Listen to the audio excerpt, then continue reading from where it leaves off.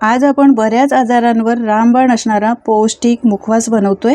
प्रत्येक वेळेला आपण हॉटेलवर जेव्हा जातो त्यावेळेला तिथे मुखवास खातो, शिवाय आपल्याला हवी असेल तर आपण ही मुखवास विकत घेऊन येतो। पण आज आपण घरच्या घरी ही पौष्टिक मुखवास बनवणार आहोत।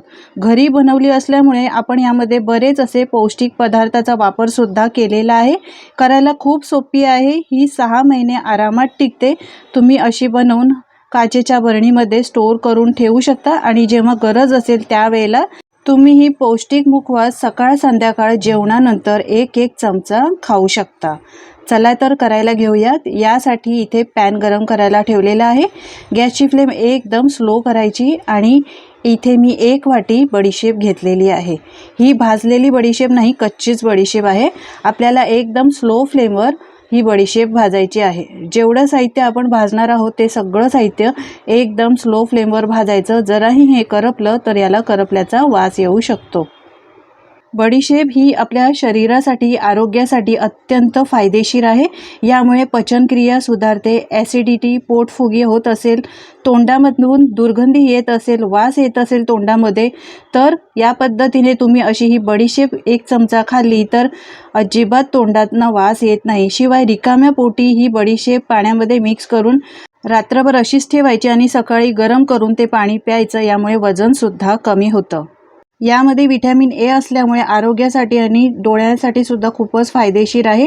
लोह भरपूर असल्यामुळे रक्ताची कमतरता असेल तर तुम्ही दररोज 1 बडीशेप 1 चमचा खाऊ शकता। शिवाय महिलांच्या हार्मोनल संतुलनासाठी मासिक पाळीमध्ये जर वेदना होत असतील तर बडीशेप खाल्ल्याने पोटामध्ये दुखत असेल तर ते कमी होतं। शिवाय सर्दी खोकल्यावर सुद्धा आरामात तुम्ही याचा काढा बनवून घेऊ शकता। यामुळे कफ कमी होतो। हे बघा, बडीशेप मस्त अशी भाजली आहे, रंग सुद्धा बदललेला आहे, छान असा सुगंध यायला लागलेला आहे। एकदम स्लो फ्लेमवर 2-3 मिनिटं बडीशेप चांगली भाजून घेतली। यानंतर यामध्ये आपण घालणार आहोत सारख्याच वाटीनी 1 वाटी जिरं। आपण जे पदार्थ सगळे घेणार आहोत ते या एकाच वाटीनी मोजून घेणार आहोत। यात सारख्या वाटीनी मी इथे घेतलेले आहेत अर्धी वाटी जवसाच्या बिया, अर्धी वाटी जिरं आणि अर्धी वाटी जवसाच्या बिया घेतल्या आहेत। यानंतर अर्धी वाटी इथे मी ओवा घेतलेला आहे। यानंतर अजून काही आपण यामध्ये साहित्य घालणार आहोत। तर इथे मी घेतलेली आहे अर्धी वाटी धणा डाळ। ही बाजारामध्ये चांगली भाजलेली मिळते, तरीसुद्धा आपण ही भाजून थोडी घ्यायची आहे। कधी कधी आपण आणतो त्यामुळे याला मॉइश्चर येतं, नरम पडते, यासाठीच भाजून घ्यायची आहे। यानंतर इथे मी सारख्याच वाटीने पाव वाटी पांढरे तीळ घेतलेले आहेत। तुमच्याकडे गावरान तीळ असतील ते घेतले तरीसुद्धा चालतील। आता यानंतर याच वाटीने अर्धी वाटी मी इथे भोपळ्याच्या, कळिंगडच्या आणि सूर्यफुलाच्या बिया घेतलेल्या आहेत, अर्धी वाटी। आता हे सगळं साहित्य आहे या बडीशेपमध्येच मिक्स करून एकदम स्लो फ्लेमवर आपल्याला चांगलं भाजून घ्यायचं आहे।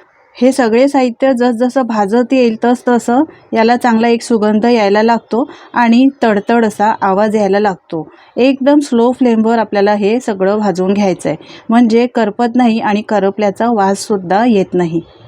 आपण यामध्ये जवसाच्या बिया घातलेल्या आहेत। जवसाच्या बियामध्ये भरपूर प्रमाणात फायबर आहे, शिवाय कॅल्शियम सुद्धा आहे। जवसाची चटणी सुद्धा मी अपलोड केलेली आहे, ती सुद्धा एकदा नक्की पहा। जवसामध्ये भरपूर प्रमाणात कॅल्शियम असल्यामुळे सांधेदुखी, गुडघेदुखी यासाठी सुद्धा हे जवसाच्या बिया खूप फायदेशीर आहेत। उन्हाळ्यामध्ये जर तुम्ही हा मुखवास बनवणार असाल तर कमी प्रमाणात जवसाच्या बिया घालायच्या आणि थंडीमध्ये जर बनवणार नसाल तर तुम्ही 1 वाटी बडीशेपसाठी 1 वाटी जवसाच्या बियांचा वापर करू शकता। आपण यामध्ये जिरं घातलं आहे, तुम्हाला माहीतच आहे जिरं किती पोटासाठी चांगलं आहे। गॅस, ॲसिडिटी असेल, कॉन्स्टिपेशन असेल तर त्यासाठी हे खूप चांगलं आहे। वजनसुद्धा कमी करतं, ॲसिडिटी आणि पोटाचे आजार कमी करतं। उन्हाळ्यामध्ये जिऱ्याचं पाणी पिणं म्हणजे पोटाला थंडावा मिळतो, पित्त होत नाही, पोटामध्ये जडपणा वाटत नाही, रक्तातील साखरसुद्धा नियंत्रणात आणतं। शिवाय नियमित जिरं खाल्ल्याने कोलेस्ट्रॉलसुद्धा कमी होतं। यामध्ये लोह भरपूर आहे, त्यामुळे अशक्तपणा आणि रक्ताची कमतरता असेल त्यासाठी सुद्धा फायदेशीर आहे। शिवाय त्वचा आणि केसांसाठी सुद्धा एकदम चांगलं आहे। ओवासुद्धा आपण पोटदुखीसाठी खात असतो. पोटासाठी आपण गॅस असेल, अपचन असेल तर त्यासाठी ओवा आपण घातलेला आहे. धना डाळ ही उष्णता कमी करते आणि माउथ फ्रेशनरमध्ये नेहमी अशी वापरलीच जाते. यासाठी धना डाळ घातली आहे. यानंतर तीळ घातलेले आहे. तीळसुद्धा पौष्टिक आहे. यामध्ये भरपूर प्रमाणात कॅल्शियमचं प्रमाण असल्यामुळे तिळाचा वापर केला आहे. आपण ज्या बिया घातल्या आहेत सूर्यफुलाच्या, कळिंगडच्या, त्यासुद्धा खूप पौष्टिक आहेत, कारण यामध्ये फायबर, मिनरल, प्रोटीन, कॅल्शियम भरपूर प्रमाणामध्ये आहे. त्यामुळे त्याचा सुद्धा वापर नक्की करा. हे सगळे जिन्नस मी स्लो फ्लेमवर एकदम 5 ते 6 मिनटं चांगले भाजून घेतलेले आहेत.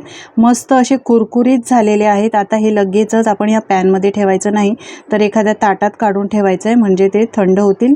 या गरम पॅनमध्येच ठेवले तर ते तळाला लागू शकतात. पाहू शकता किती मस्त सुंदर असा हा मुखवासचा रंग दिसतोय. किती प्रकारचे यामध्ये पदार्थ घातलेले आहेत. हा मुखवास तुम्ही बाहेर घ्यायला गेलात तर किती महाग मिळतो, पण घरच्या घरी तुम्ही तुमच्या आवडीचे यामध्ये पदार्थ घालून असा हा पौष्टिक मुखवास स्वस्तात मस्त असा बनवू शकता. पाहू शकता किती मस्त आहे हा. आणि हा थंड झाला पाहिजे. थंड झाल्यानंतरच आपल्याला हा काचेच्या एखाद्या बरणीमध्ये भरून ठेवायचा आहे. बरणी घेताना सुद्धा कोरडी घ्यायची. जराही ही बरणी ओलसर असेल तर हा मुखवास अजिबात टिकणार नाही, नरम पडेल, खायला चवीला चांगला लागणार नाही.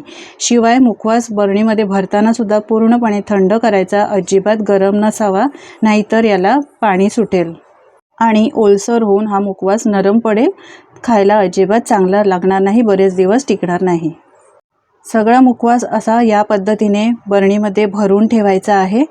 हा मुखवास मी अर्धा किलोच्या प्रमाणामध्ये बनवलेला आहे. माझ्याकडे तर हा 15 दिवसातच संपून जाईल, पण तुम्हाला जास्त प्रमाणात बनवायचा असेल तर तुम्ही बनवू शकता. पण 1 महिन्यासाठी बनवा, म्हणजे तो नरम पडत नाही आणि गरज लागेल त्यावेळेला तुम्ही फ्रेश मुखवास या पद्धतीने बनवू शकता. फक्त सकाळ संध्याकाळ जेवणानंतर तुम्ही हा मुखवास 1-1 चमचा खाऊ शकता. तर इतका असा हा पौष्टिक मुखवास यापुढे तुम्ही बाहेरून न आणता घरच्या घरी साध्या सोप्या पद्धतीने बनवून बघा आणि तुमचे अनुभव माझ्यासोबत नक्की शेअर करा. तुम्ही ही रेसिपी कुठून पाहताय हे सुद्धा मला कमेंट करून नक्की सांगा, म्हणजे मी तुमचे आभार मानू शकेन. ही पौष्टिक मुखवासची रेसिपी तुम्हाला कशी वाटली मंडळी हे सुद्धा कमेंट करून नक्की सांगा. जराही आवडली असेल तर मित्रमंडळी आणि कुटुंबासोबत शेअर करा.